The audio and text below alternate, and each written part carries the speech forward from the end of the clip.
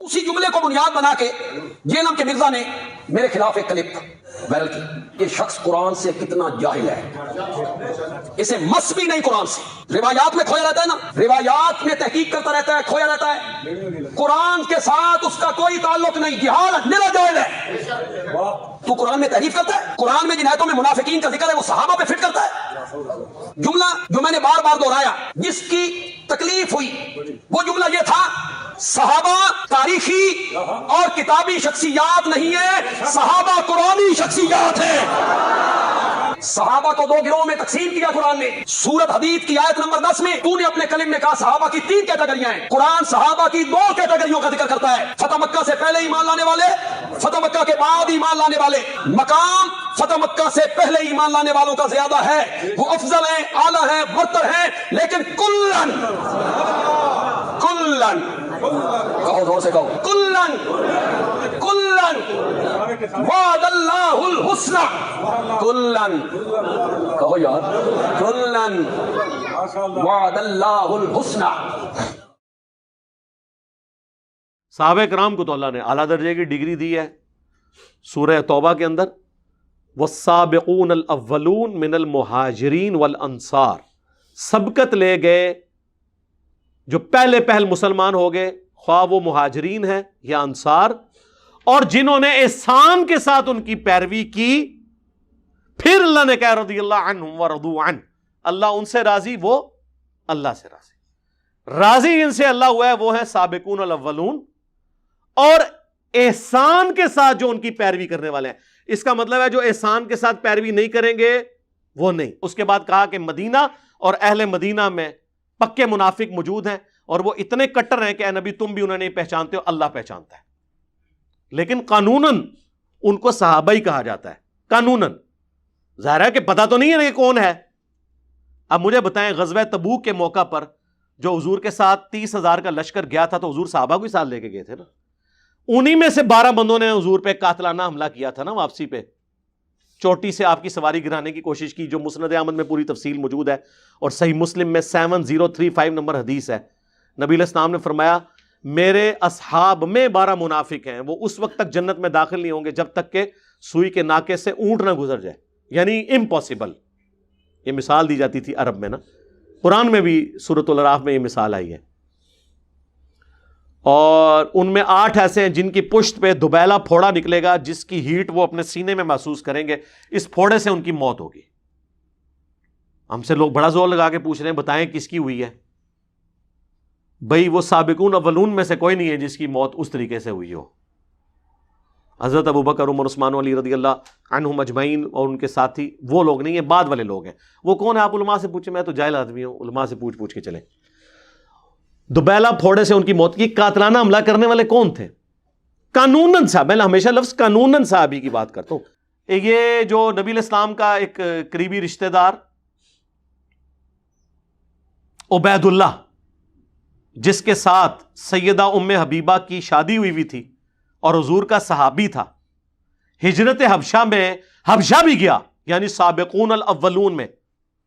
تو ان کو تو رضی اللہ عنہ اللہ نے کہا ہے قرآن میں سابقون الاولون ہو گیا.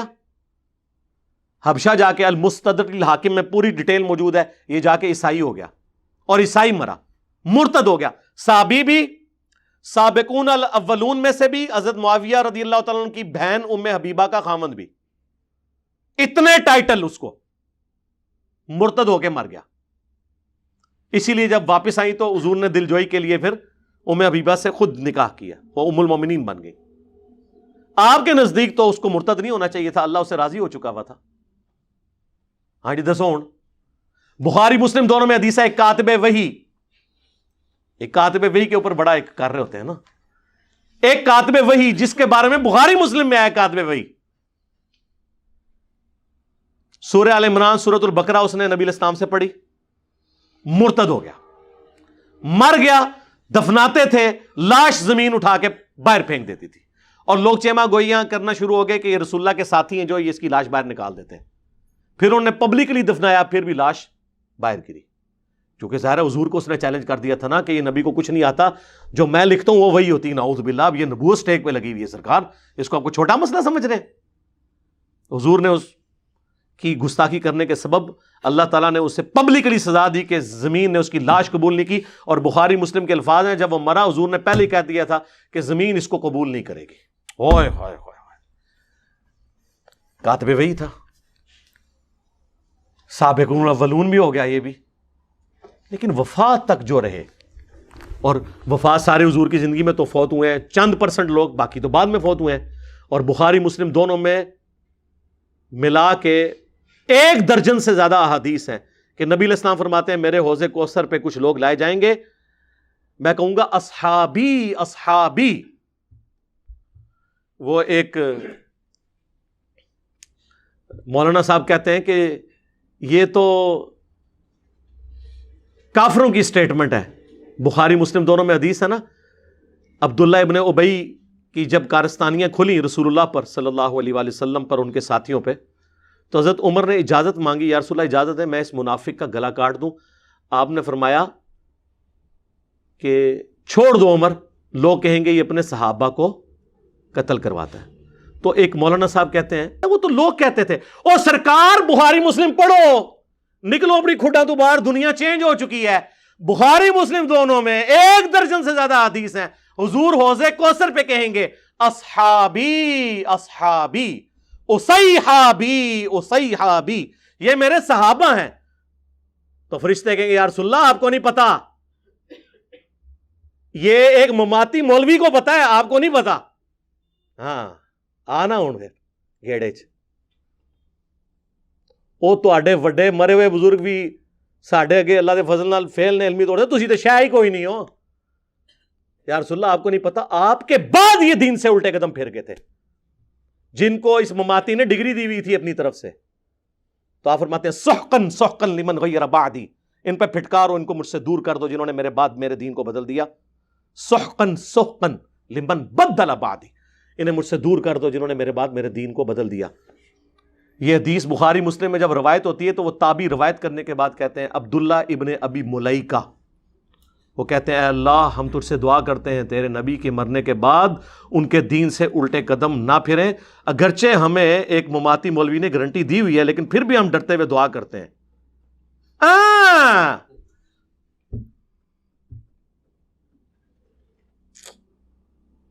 ہم بھی اللہ سے دعا کرتے ہیں اللہم من احییتہ منا فاحیہ علی الاسلام ومن توفیتہ منا فتوفہ علی الایمان. اور بخاری میں الفاظ ہیں کہ یہ وہ لوگ تھے جن کے خلاف حضرت ابوبکر نے قتال کیا اپنے دور میں. کون؟ منکرین زکوٰۃ, مسلمہ کذاب سے مل جانے والے لوگ. اس سے مراد نعوذ باللہ جس طرح روافظ کہتے ہیں کہ سابقون الاولون کوئی بڑے اصحاب میں سے نہیں, وہ نہیں تھے. اور بخاری اور مسلم دونوں میں موجود ہے کہ عرب کے قبائل رسول اللہ کی وفات کے بعد ابوبکر کے دور میں مرتد ہو گئے. اب مجھے یہ بتائیں رسول اللہ کی وفات کے بعد جو مرتد ہو وہ رسول اللہ کی زندگی میں کیا ہوتا ہے؟ مماتی صاحب, مسلمان نہیں کہنا, صحابی کہنا ہے. کلن کلن کہنا ہے, کلن. اسی جملے کو بنیاد بنا کے جیلم کے مرزا نے میرے خلاف ایک کلپ وائرل کی. یہ شخص قرآن سے کتنا جاہل ہے, اسے مس بھی نہیں قرآن سے. روایات میں کھویا رہتا ہے نا, روایات میں تحقیق کرتا رہتا ہے, کھویا رہتا ہے. قرآن کے ساتھ اس کا کوئی تعلق نہیں, جہالت میرا جاہل ہے. تو قرآن میں تحریف کرتا ہے, قرآن میں جن آیتوں میں منافقین کا ذکر ہے وہ صحابہ پہ فٹ کرتا ہے. جملہ جو میں نے بار بار دہرایا جس کی تکلیف ہوئی وہ جملہ یہ تھا صحابہ تاریخی اور کتابی شخصیات نہیں ہے, صحابہ قرآنی شخصیات ہیں. صحابہ کو 2 گروہوں میں تقسیم کیا قرآن نے. سورت حدید کی آیت نمبر 10 میں تو نے اپنے کلم میں کہا صحابہ کی 3 کیٹیگریاں ہیں. قرآن صحابہ کی 2 کیٹیگریوں کا ذکر کرتا ہے, فتح مکہ سے پہلے ایمان لانے والے, فتح مکہ کے بعد ایمان لانے والے. مقام فتح مکہ سے پہلے ایمان لانے والوں کا زیادہ ہے, وہ افضل ہیں, اعلیٰ ہیں, برتر ہیں, لیکن کلن کلن کہو زور سے کہو, کلن کلن وعد اللہ الحسنى, کلن کہو یار, کلن وعد اللہ الحسنى. تیرا ہوں کلن میں کٹنا وا, کلن وعد اللہ الحسنى. کلن ریسن اصحابی اصحابی وہ بھی کلن سن. تو انہوں کے پتا قرآن تو انہوں کتوں آنا ہے؟ جو منکرین حدیث ہو اسے قرآن آ ہی نہیں سکتا. یہ منکرین حدیث ہیں. یہ حدیث کو روایت کہہ کے تاریخ کہہ کے رد کہہ رہے ہوتے ہیں. حدیث کہتے ہیں لوگ ان کو لتر مار کے ممبروں سے اتارے. یہ جو روایت اور جب تاریخ بول رہے ہو یہ بخاری مسلم کو کہہ رہے ہوتے ہیں. یہ نہیں مانتے اس کو. یہ پرویزیوں سے بھی گئے گزرے ہیں. پرویزی کم از کم چھپ کے تو نہیں سامنے ہے. کلن صاحب وہ کتنے گئے پھر؟ مرتد ہو گئے. حضور کی زندگی میں کیا تھے وہ؟ صحابی. کیونکہ یہ کہتے ہیں ایک نظر بھی دیکھ لیا. نہیں جی بعد میں چکے ہو گئے. نہیں سر بعد کی تو ہم بات نہیں کر رہے. حضور کی جب آنکھیں بند ہوئی ہیں اس وقت تک وہ رضی اللہ عنہ تھے. اس وقت تو کسی کو نہیں پتا تھا اور ایون حضور کو بھی نہیں پتا. بعد میں آپ کو بتایا جائے گا. سنن دارمی میں حدیث ہے, المستدرک للحاکم میں حدیث ہے. نبی علیہ السلام نے آیت تلاوت کی اذا جاء نصر اللہ والفتح ورأیت الناس يدخلون فی دین اللہ افواجا. اللہ کی فتح آ گئی ہے اور تم دیکھ رہے ہو کہ لوگ گروہ در گروہ دین میں داخل ہو گئے. حضور نے کہا ان قریب میری وفات کے بعد لوگ اسی طریقے سے گروہ در گروہ دین سے نکل بھی جائیں گے. یہ کہہ رہے کافر کہتے تھے یہ تو حضور خود بتا کے گئے ہیں. اور یہ باتیں حضور کے نبی ہونے کی دلیل ہے کہ ہمارا پیغمبر وہ ہے جو اپنی وفات کے بعد کے واقعات بتا کے گیا. وہ کوئی جنگجو نہیں تھا, وہ اللہ کا پیغمبر تھا. باقی جنگجو جاتے ہیں جب دنیا سے یہ نہیں بتا کے جاتے میرے بعد کیا ہوگا. اللہ کے نبی تو 35 سال پہلے بتا رہے ہیں بخاری اور مسلم دونوں میں, او آئے عمار تجھے ایک باغی جماعت قتل کرے گی, تو انہیں اللہ اور جنت کی طرف بلائے گا, وہ جماعت تجھے جہنم کی طرف بلا رہی ہوگی. اور مسند احمد میں کم از کم 4 حدیثیں اس کے طرق تو درجنوں میں ہیں کہ حضرت معاویہ رضی اللہ تعالیٰ عنہ کا ایک فوجی تھا جو خود اصحاب شجرہ صلح حدیبیہ کے اصحاب میں سے تھا, ابو الغادیہ. اس کے ہاتھوں حضرت عمار کا قتل ہوا اور پوری زندگی روتا تھا کہ حضور نے فرمایا تھا عمار کا قاتل اور مال لوٹنے والا جہنم کی آگ میں ہے.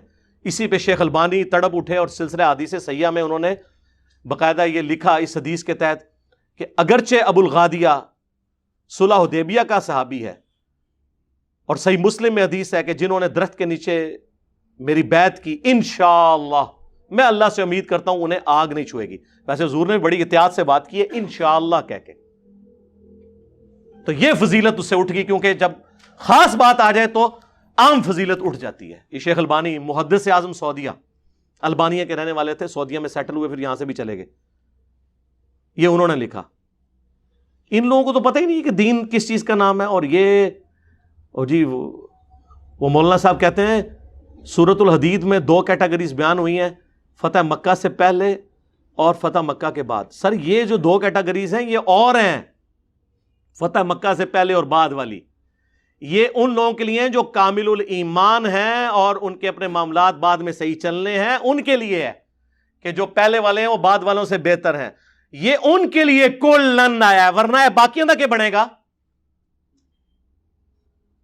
اور وہ کدھر گئے جو سورہ توبہ کی آیت نمبر 102 میں ہے کہ ملے جلے اعمال کرنے والے ہیں, اللہ ان کو بعد میں دیکھے گا کہ وہ کیا کرتے ہیں.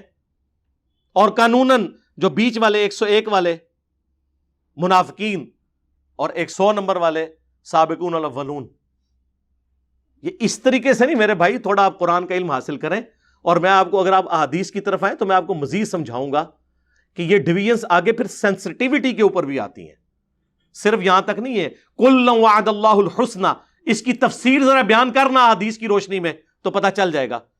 تفسیر ابن کثیر کھولیں, انہوں نے مسلم شریف کی حدیث لی ہے, مسند احمد کی حدیث لی ہے, بخاری کی حدیث لی ہے. اس کے کانٹیکسٹ میں صحیح بخاری میں 2 جگہ یہ حدیث آتی ہے کہ خالد ابن ولید کو نبی علیہ السلام نے کہیں پر بھیجا اور وہاں پہ کچھ قبائل تھے جو بےچارے نئے نئے مسلم ہوئے تھے.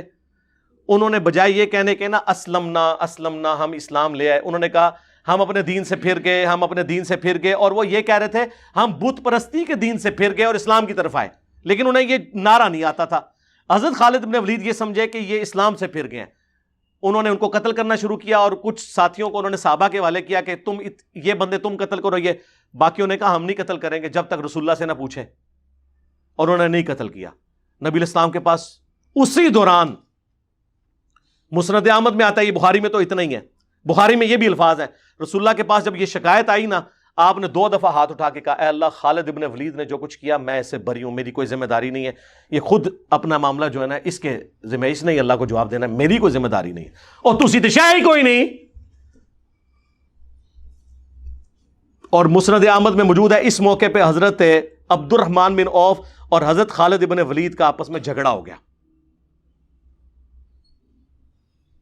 تو حضرت خالد ابن ولید نے عبد الرحمن بن عوف کو گالیاں دے دی. اب یہ جو الفاظ ہے نا یہ مسلم شریف میں ہے 6488 نمبر حدیث. عبد الرحمن بن عوف کو خالد ابن ولید نے گالی دی. کب دی؟ وہ بخاری میں اور مسند احمد میں اور تفسیر ابن کثیر میں وہ ساری حدیث. تو عبد الرحمن بن عوف رضی اللہ تعالیٰ نے شکایت کی حضور کو. آپ فرمایا خالد تم میرے صحابہ کو برا مت کہو, کلن تم, تیرا کلن کتنے گیا, تم میرے صحابہ. خالد ابن ولید نے تو نہیں کہا یا رسول اللہ میں بھی صحابی ہوں اور میں تو فتح مکہ کے بعد والا بھی نہیں ہوں جو کلن والی سرکار نے دسیا سی, میں تو فتح مکہ سے پہلے ہوں, لیکن صلح حدیبیہ کے بعد تھے. صلح حدیبیہ کے بعد اسلام کا گولڈن پیریڈ شروع ہو چکا تھا, اس کے بعد وہ چیز نہیں تھی. اور فتح مکہ پہ حضرت معاویہ رضی اللہ تعالیٰ عنہ, ابو سفیان, یہ تو فتح مکہ پہ مسلمان ہوئے ہیں. یہ تو طلقاء ہیں جو سورہ توبہ میں آیا 4 مہینے کا ٹائم ہے, یا اسلام قبول کرو ورنہ گردن کاٹی جائے گی. ان کا تو چھوڑ ہی دیں آپ, یہ تو خالد بن ولید کی بات ہو رہی ہے جو صلح حدیبیہ کے بعد ہوئے لیکن فتح مکہ سے پہلے. تم میرے صحابہ کو برا مت کہو. اب اگر تم احد پہاڑ کے برابر سونا بھی خیرات کر دو, اور میرے صحابی نے عبد الرحمن بن عوف نے 1 مد گندم 600 گرام آدھا کلو جو گندم خیرات کی, تم اس کے برابر بھی نہیں پہنچ سکتے, اس کے آدھے کو بھی نہیں پہنچ سکتے. یہ آدھی حدیث بیان کرتے ہیں میرے صحابہ کو برا مت کہو. یہ کس کو کہا گیا تھا؟ ہمیں تو بودھ مار میں ہے, اصل میں تو ان کو کہا گیا تھا, خالد بن ولید کو. انہوں نے تو نہیں کہا کلم وعد اللہ الحسنى, انہیں پتا تھا یہ اتنا سادہ معاملہ نہیں ہے. جس طرح بریلوی اپنے بزرگ بابوں کے بارے میں چیزیں منسوب کرتے ہیں, یہ بھی ہر چیز کو ہر ایک کے ساتھ منسوب کر دیتے ہیں.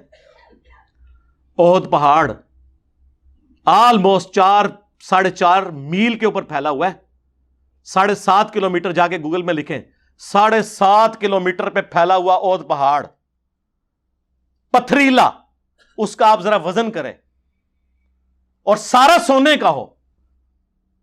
اور عبد الرحمن بن عوف, اور یہ تو بات عبد الرحمن بن عوف کی بات ہو رہی ہے, مولا علی کی تو آپ چھوڑ ہی دیں, مولا علی کی در, یہ تو عبد الرحمن بن عوف کی بات ہو رہی ہے.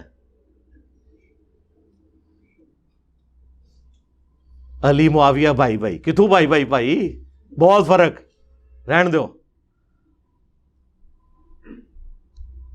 عبد الرحمن بن عوف رضی اللہ تعالیٰ عنہ کے برابر نہیں پہنچ سکتے. احد پہاڑ اتنا سونا, تو آپ دیکھیں میں نے ایک جملہ بولا تھا کروڑوں معاویہ ہونا ایک عمار کے برابر نہیں ہے. میں نے اس پہ رجوع کیا ہے کہ کھربوں معاویہ بھی ہوں ایک عمار کے برابر نہیں, کیونکہ حضرت عمار کا اتنا سا گندم خیرات کرنا, احد پہاڑ کے برابر سونا بھی خیرات کر دیں حضرت معاویہ رضی اللہ تعالیٰ عنہ, تو سر احد پہاڑ کے برابر سونا جو اس کی تو قیمت بہت ہے, اتنے سے سونے میں ہی اربوں معاویہ پورے ہو جائیں گے, کھربوں ہی تو کیلکولیٹر فیل ہو جائیں گے. میں نے بلکہ ایک بہت بڑے انجینئر صاحب, میں نے کہا یہ سپر کمپیوٹر, ان کا یہ کیلکولیشن نہیں ہو سکتی اس کی اگر سونے کی قیمت لگائی جائے.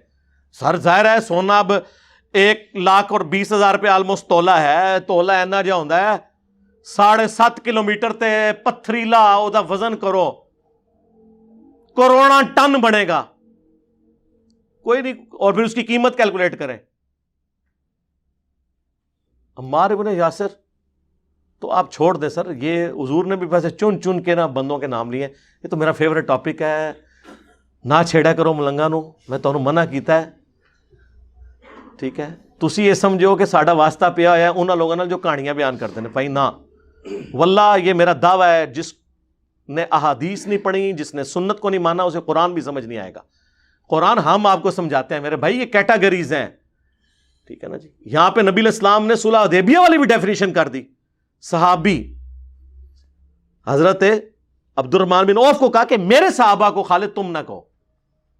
تو یہ کیٹاگریز کے ڈویژن ہے, فتح مکہ سے پہلے, فتح مکہ کے بعد, ہجرت مدینہ سے پہلے, ہجرت مدینہ کے بعد, صلح حدیبیہ سے پہلے, صلح حدیبیہ کے بعد. یہ ساری ہیں, اور یہ سب قرآن کے اندر ان کی جڑ موجود ہے. مجھے بتائیں یہ مہاجرین اور انصار کا جو ذکر ہوا ہے اگر تمہاری ڈیفینیشن مان لی جائے کہ جی دو ہی کیٹیگریز ہیں، فتح مکہ سے پہلے اور بعد، تو ہجرت مدینہ سے پہلے اور بعد یہ ڈیفینیشن کیوں قرآن میں جگہ جگہ آئی ہے؟ سورہ نساء تو پورا ہجرت کے بیان سے ہے، وہ پورا قرآن پڑھو نا، ایک قصہ نہ لے لو، پورا قرآن ٹوٹیلٹی میں دیکھیں۔ تو قرآن میں بھی آپ نہیں اپنا مقدمہ پیش کر سکتے، کیونکہ آپ بودے مسائل کے اوپر کھڑے ہوئے ہیں۔ آپ نے علم حاصل کرنا ہے تو صبح 9 سے لے کے شام 5 بجے تک ہماری فون آن ہوتا ہے، اس میں آپ سے بات نہیں کروں گا، نہیں، آپ ریسرچ پیپر فری منگوا سکتے ہیں، دنیا میں ہر انسان منگوا سکتا ہے، پاکستان کے اندر، پھر وہ لے جائے فری۔ صرف ڈاک کا TCS کا 300 روپے آپ نے دینا ہے، 12 کا پیکج آپ کے پاس آئے گا، جس میں سے 3 اذکار کارڈ ہوں گے اور 9 ریسرچ پیپر، جن میں کربلا والے 200 احادیث، روایتہ نہیں سرکار، تاریخ نہیں بنو امیہ اور بنو عباس کی، احادیث، وہ بھی ریسرچ پیپر ہوگا۔ اس کے اندر ساری تفصیلات موجود ہیں۔ خلفائے راشدین کون ہے یہ بھی میں نے بتایا، حضرت عثمان کی شہادت کے اصلی اسباب، عبداللہ ابن سبا والا ڈرامہ نہیں، بخاری مسلم، جنگ جمل، صفین، نہروان، اس کے بعد صلح حسن، پھر حضرت معاویہ کا دور ملوکیت، پھر حضرت حسین کی شہادت، 200 احادیث اکثر بخاری مسلم سے، اور بخاری مسلم کے علاوہ جو ہیں ان پہ بڑے بڑے ائمہ کے تحکیم لگی ہے، امام ترمذی کی، امام حاکم کی، امام ذہبی کی، امام البانی کی، شیخ زبیر الزئی کی، شیخ شعیب ارناؤت کی رحمہم اللہ اجمعین، سلیم اسد کی، اور محدثین کی اس پہ تحکیم لگی ہے، وہ آپ پڑھیں اور علم حاصل کریں۔ تو یہ کل وعد اللہ الحسنہ سرکار، یہ اس طرح نہیں ہے کہ آپ نے پک اینڈ چوز کرنا ہے، قرآن کو پوری ٹوٹیلٹی میں سمجھنا ہے۔ دیکھیں صلح حدیبیہ کے صحابہ کے بارے میں سورہ فتح میں آیا کہ اللہ ان سے راضی ہوا جنہوں نے بیعت کی اس درخت کے نیچے، اور مسلم شریف میں حدیث ہے انشاءاللہ مجھے اللہ سے امید ہے اسے جہنم کی آگ نہیں چھوئے گی۔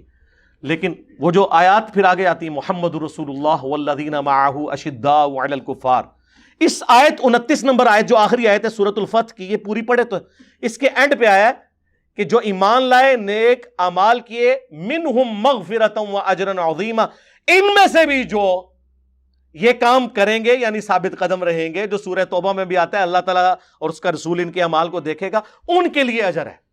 وہاں بھی اوپن لائسنس نہیں ہے۔ یہ ساری چیزیں آپ کو تب سمجھ آئیں گی جب آپ قرآن اور سنت پورا ٹوٹیلٹی میں پڑھیں گے۔ اس کو میں کنکلوڈ کرتا ہوں اس حدیث کے اوپر، جامعہ ترمذی ابو داؤد کے اندر حدیث موجود ہے، سنن ابن ماجہ میں بھی، نبی علیہ السلام نے فرمایا میری وفات کے بعد عنقریب تم بہت اختلاف دیکھو گے، اس وقت دین میں نئی نئی بدعتوں سے بچنا، اور علیکم بسنتی وسنت الخلفاء الراشدین المہدیین، میری سنت اور میرے خلفاء راشدین کی سنت کو لازم پکڑ لینا۔ تو خلفاء راشدین کے مخالفین کو اللہ کے نبی نے کیا فرمایا؟ اہل البدع، یہ بدعت کرنے والے۔ حضرت عثمان تک تو سارے جبڑے کھول کے بول دیتے ہیں، بلوائی تھے جی، باغی تھے جی، خارجی تھے، حالانکہ خارجی کی ٹرم بخاری مسلم میں حضرت علی کے مخالفین کے لیے آئی ہے۔ حضرت علی کا یہ ٹائٹل تو نہ آپ چھینے۔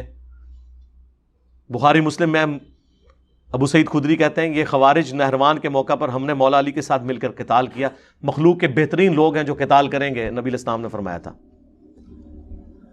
تو خلفائے راشدین کے ساتھ چلنا ہے۔ حضرت علی کے بھی جو مخالفین ہیں ان کے بارے میں بھی وہی رویہ ہے، اور اس میں خصوصاً اصحاب صفین جو ہیں ان کے بارے میں، اصحاب جمل کو تو حضرت علی نے معاف کر دیا، صفین والوں کے بارے میں آپ کو پتہ ہے کتنا سخت رویہ رہا۔ مولا علی قنوت نازلہ پڑھتے رہے، اللہم علیک بمعاویہ و اشیاءہ، اے اللہ معاویہ اور اس کے شیعہ کو برباد کر، عمر بن عاص اور اس کے شیعہ کو برباد کر۔ حتیٰ کہ المصنف ابن ابی شیبہ میں ہے کہ میں اللہ سے امید کرتا ہوں کہ جنگ صفین میں جو میرے مخالفین ہیں ان کو اللہ تعالیٰ معاف کر دے گا۔ ظاہر ہے وہ سرغنہ نے ورگلایا، یہ میں اس کی تشریح کر رہا ہوں۔ پھر اللہ کی بارگاہ میں مقدمہ میرے اور معاویہ کے درمیان طے ہوگا، اس کو نہیں معاف کیا، یعنی ان کے نزدیک، میں تو کہوں گا ان کو رضی اللہ عنہ، یعنی حضرت علی رضی اللہ تعالیٰ عنہ نے حضرت معاویہ رضی اللہ تعالیٰ عنہ کو نہیں معاف کیا، کیونکہ انہوں نے حضرت ابو الغادیہ رضی اللہ تعالیٰ عنہ کے ذریعے عمار ابن یاسر رضی اللہ تعالیٰ عنہ کو شہید کروایا تھا۔ کلن یہ نہ ہاتھ پایا کرو، منو چھیڑ دیو تسی، تو میں خلفائے راشدین کے ساتھ کھڑا ہوں تو میں نہیں چھوڑوں گا، کیونکہ حضور نے ہمیں کہا تھا میرے بعد خلفائے راشدین کو پکڑ لینا۔ تم خلفائے راشدین سمجھتے ہو صرف حضرت ابوبکر، عمر، عثمان ہے، شیعہ کے بکس کے اندر نہیں حضرت علی بھی ہیں. میں تو شیعہ کو بھی نہیں چھوڑا, ان کی نہج البلاغہ سے خلفائے ثلاثہ کی شانیں بیان کی کئی دفعہ. بخاری مسلم میں درجنوں احادیث موجود ہیں جس میں آپ کو فرق پتہ چل جائے گا کہ خلفائے راشدین اور ادر دین خلفائے راشدین. میں نے کئی ایک نمونے تو میں نے اس ویڈیو کا جواب ہی تو پوری زندگی دیندہ رہے آلتے آلے, پتہ نہیں شاید مہینے بعد چڑھے, او دا جواب بھی نہیں دے سکتے, ان کی کمپیٹنسی نہیں ہے. یہ تو ابو داؤد ترمذی سے حدیث بیان کریں نا کہ نبی علیہ السلام فرمایا میرے بعد خلافت نبوت کی طرز کے اوپر رہے گی 30 سال تک, اس کے بعد ملوکیت ہوگی. پھر وہ سفینہ کہتے ہیں رسول اللہ کے آزاد کردہ غلام صلی اللہ علیہ وآلہ وسلم رضی اللہ تعالیٰ عنہ اپنے شاگرد سے بیٹا گن, ابو بکر کے 2 سال, عمر کے 10 سال, عثمان کے 12 سال اور علی کے 6 سال, اور اس میں حضرت حسن کے 5 مہینے شامل ہیں. تو وہ آگے سے کہتا ہے کہ یہ بنو امیہ کے لوگ تو کہتے ہیں علی علیہ السلام خلیفہ ہی نہیں, یہ علیہ السلام امام داؤد نے نقل کیا ہے. تو حضرت سفینہ کو غصہ آتا ہے, وہ کہتے ہیں کہ یہ ان کی پیڑ سے جھوٹ نکلا ہے, ان کی تو اپنی حکومت شریر ترین بادشاہت ہے. تو یہ 30 سال کے بعد شریر ترین بادشاہت شروع ہو گئی ہے. مسند احمد میں الگ سے حدیث موجود ہے کہ جب نبی علیہ السلام فرمایا مجھے اللہ اٹھائے گا پھر خلافت علی منہاج النبوہ ہوگی, اس کے بعد کاٹ کھانے والی ملوکیت یعنی مخالفین کو کاٹنے والی. اور یہ 30 سال خلافت والی حدیث سنن نسائی الکبریٰ کے اندر موجود ہے, المستدرک للحاکم کے اندر موجود ہے, المصنف ابن ابی شیبہ کے اندر موجود ہے, مسند ابی داؤد طیالسی کے اندر ہے. مسند ابی داؤد طیالسی جو امام مسلم کے استاد ہیں, امام بخاری کے استاد ہیں, انہوں نے یہ حدیث جب لی ہے نا تو اس میں وہ پھر شاگرد پوچھتا ہے حضرت سفینہ سے کہ اگر خلافت 30 سال ہے تو حضرت معاویہ کیا ہے؟ تو انہوں نے کہا حضرت معاویہ ملک ہے, خلیفہ نہیں ہے. ہم حضرت معاویہ کو خلیفہ نہیں مانتے, چھڑا خلیفہ نہیں, خلیفہ راشد ہے ہی نہیں, چھڑا خلیفہ بھی نہیں, کیونکہ ایک ٹرم ہے جو خاص بندے پہ بولی جائے گی, وہ ملک ہیں, بادشاہ ہیں. ویسے تو آپ امیر المومنین فی الپاکستان عمران خان صاحب کو کہہ لیں خلیفہ, وہ اس طرح آپ جو مرضی کہتے رہے, ملک ہیں. انہوں نے کہا وہ تو بادشاہ ہیں. اور مصنف ابن ابی شیبہ میں ہے یہ شریر ترین سخت گیر بادشاہ ہے, اور ان کا پہلا بادشاہ معاویہ ابن ابی سفیان ہے. حضرت سفینہ نے خود فام بیان کیا ہے یہ کون ہے. تو سر یہ ہم یہ چیزیں کھول کے اس لیے بیان کرتے ہیں تاکہ کسی کو کوئی ابہام باقی نہ رہے. اللہ تعالیٰ سے دعا ہے جو حق بات میں نے کہی اللہ تعالیٰ ہمارے دلوں میں راسخ فرمائے. اگر جذبات میں میرے منہ سے غلط بات نکل گئی اللہ تعالیٰ ہمارے دلوں سے محو کر دے, دھو دے, ہمیں معاف بھی فرما دے. ہمیں کتاب و سنت کی تعلیمات پر عمل کر کے دوسرے بھائیوں تک پہنچانے کی توفیق عطا فرمائے. سبحانک اللہم و بحمدک اشہد ان لا الہ الا انت استغفرک و اتوب الیک وما علینا الا البلاغ المبین.